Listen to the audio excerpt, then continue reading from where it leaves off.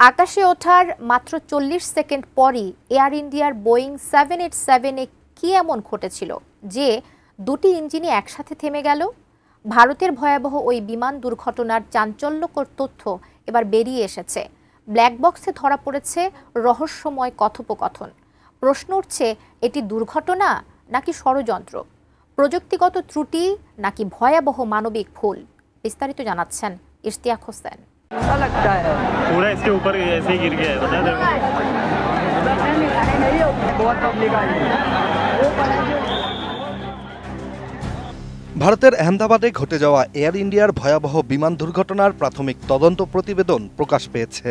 12 জন Boeing 787 ড্রিমলাইনারটি উড্ডয়নের কয়েক সেকেন্ডের মধ্যেই ইঞ্জিন বিকল হয়ে একটি মেডিকেল কলেজের ছাত্রাবাসে বিধ্বস্ত হয়, যার ফলে বিমানে থাকা 242 জন আরোহীর মধ্যে 241 জন এবং ভবনটিতে থাকা আরও অন্তত 50 জন প্রাণ হারান। দুর্ঘটনাটি ভারতের ইতিহাসে অন্যতম মারাত্মক বিমান দুর্ঘটনা।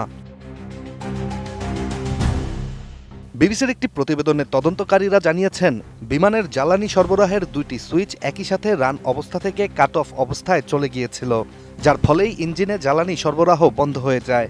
এছাড়া ব্ল্যাক বক্স থেকে পাওয়া তথ্য অনুযায়ী উড্ডয়নের মাত্র কয়েক সেকেন্ডের মধ্যেই সুইচ দুটি বন্ধ হয়ে যায় এবং ইঞ্জিনের শক্তি সরবরাহ বন্ধ হয়ে পড়ে। ব্ল্যাক বক্সের অডিও রেকর্ডিংয়ে এক পাইলটকে অপরজনকে জিজ্ঞাসা করতে শোনা যায়, ওই পাইলট জ্বালানি সরবরাহ বন্ধ করলো কেন? যার উত্তরে অপরজন জানান তিনি সুইচ বন্ধ করেননি। তবে কে এই কথা বলেছেন তা এখনও স্পষ্ট নয়। ওই মুহূর্তে কো পাইলট বিমান চালাচ্ছিলেন আর ক্যাপ্টেন পর্যবেক্ষণ করছিলেন। বিশ্বমানের থার্মিক্স রড, সালাম স্টিল থার্মিক্স, দেশের একমাত্র থার্মিক্স রড। তদন্ত রিপোর্টে আরও বলা হয়, সুইচগুলো আবারও চালু করার চেষ্টা করা হলেও ইঞ্জিন স্টার্ট হতে সময় লেগে যায় এবং বিমানটি এর আগেই ভূপাতিত হয়। ডান দিকের ইঞ্জিন চালু হলেও তা যথেষ্ট শক্তি ফিরে পাওয়ার আগেই দুর্ঘটনা ঘটে। এছাড়া প্রযুক্তিগত দিক থেকে বোয়িং 787 বিমানের জ্বালানি কন্ট্রোল সুইচে নিরাপত্তা ব্যবস্থা হিসেবে একটি লকিং সিস্টেম ও ধাতব সুরক্ষা কাঠামো থাকে, যা ভুলক্রমে সুইচ বন্ধ হওয়া রোধ করে, যার ফলে দুটি সুইচ একসাথে বন্ধ করা এক হাত দিয়ে প্রায় অসম্ভব বলেই ধারণা বিশেষজ্ঞদের। ফলে সুইচগুলো কিভাবে বন্ধ হলো তা নিয়েই নতুন করে উঠছে প্রশ্ন। সেদিন দুর্ঘটনার সময় বিমানটি 180 নট গতিতে ছিল এবং প্রায় 625 ফুট উচ্চতায় পৌঁছায়। আর উড্ডয়নের 40 সেকেন্ড পরই বিমানটি ছাত্রাবাসে ধসে পড়ে।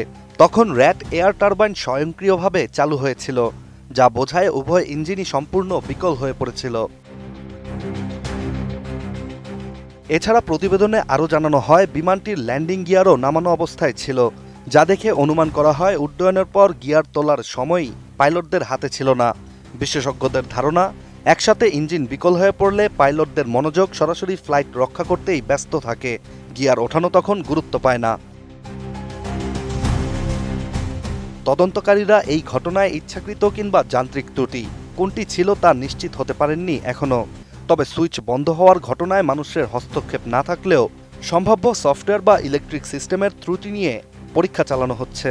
ককপিট ভয়েস রেকর্ডার বিশ্লেষণের কাজ এখনও চলছে, কারণ সুইচে কার হাত ছিল তা নিশ্চিত করাই এখন অন্যতম গুরুত্বপূর্ণ প্রশ্ন।